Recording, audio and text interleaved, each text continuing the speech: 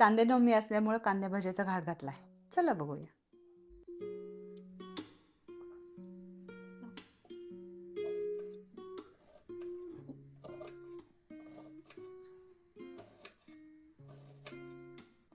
आपण या कांद्यामध्ये मीठ टाकून कांदा मोकळा करून घेऊ.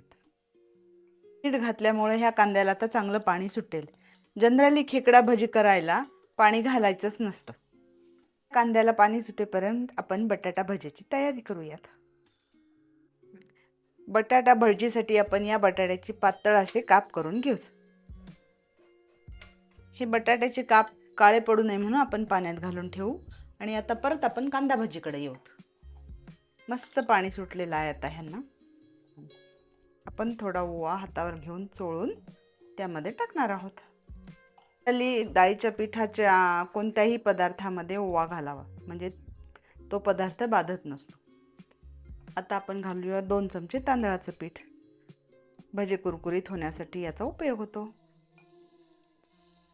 थोडं तिखट आणि डाळीचं पीठ घालून हे मिश्रण तयार करू.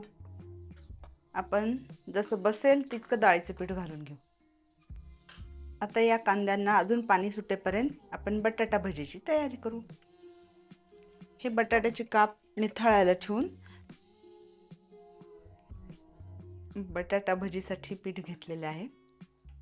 त्यात थोडा ओवा आणि मीठ घालून घेऊ. एक महत्त्वाची टीप, जनरली कोणत्याच भज्यात सोडा घालायचा नाही. 1 चमचा तांदळाचं पीठ आणि थोडी हळद. या पिठामध्ये पाणी घालून पीठ कालवून घेऊ.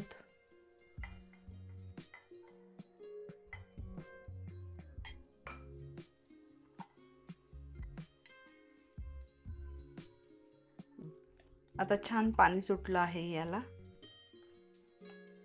आपण तेल तापले का पाहून घेऊ.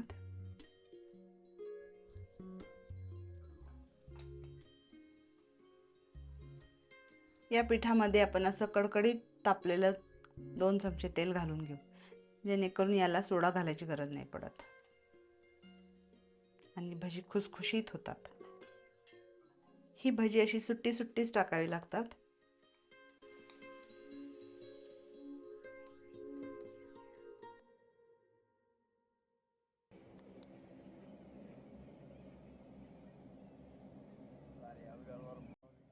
जनरली ही भजी सोडताना अशी 3 बोटांनी सोडावीत, म्हणजे सुट्टी सुट्टी पडतात.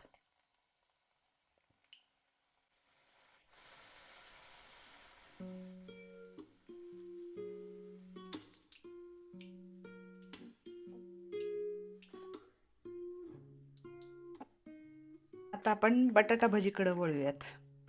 यामध्ये पण आपण मोहन घालून घेऊयात.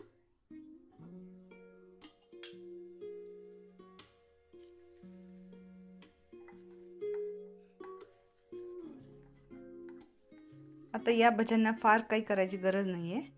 हे नुसते पिठात बुडवून टाकून द्यायचे.